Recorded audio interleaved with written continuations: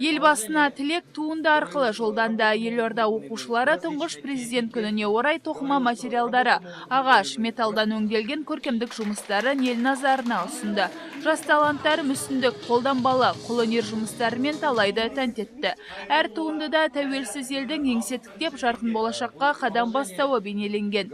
Өткенмен бүгінді қабыстырған Дина Амангелдінің еңбегі көрген жұртты елең еткізді. 12 жасар оқушы ұлттық өнер, байтақтала, көшпелі елді бір туындыда бейнелеген. Осы арқылы Сардаланы алып шаһарға айналдырып, тыңнан күреу тұрғызған елбасының еңбегін айшықтады. Ашық түстермен әрленіп, 10 күн бойы әзірленген жұмыс бірінші орынға лайық деп танылды. 9 жасынан өнерге құмартқан Дина Амангелді бірқатар республикалық жарыстарда бақ сынап, тәжірибе арттырған.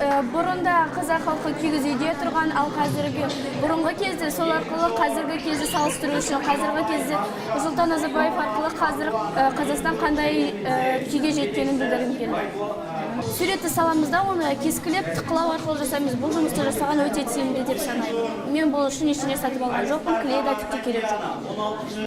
Оқушылар арасындағы жарыс 3-ші жыл өткізілді. Байқауға Астанадағы 90-ға жуық мектептен 280 жас қатысты.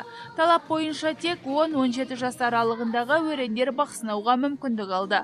Ұйымдастырушылар жылдан жылға байқаудың ауқымы кеңейіп, үміткерлер саны артуда екенін айтады. Алдағы уақытта республикалық деңгейде көтеруді көздейді.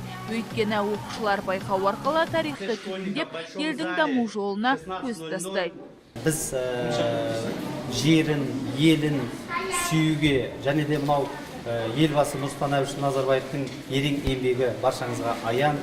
Қазақстанымызды 1991 жылдан бері, 1 желтоқсаннан бері бізді жаңағыдай алдыға жетелеп келе жатыр. Енді рухани жаңғыру бағдарламасы аясында және де елбасының 5 қазанда болған халыққа жолдаулардың бәрін әрине тәрбие мәні өте зор. Ол жерде жалпы оқушыға өзіндік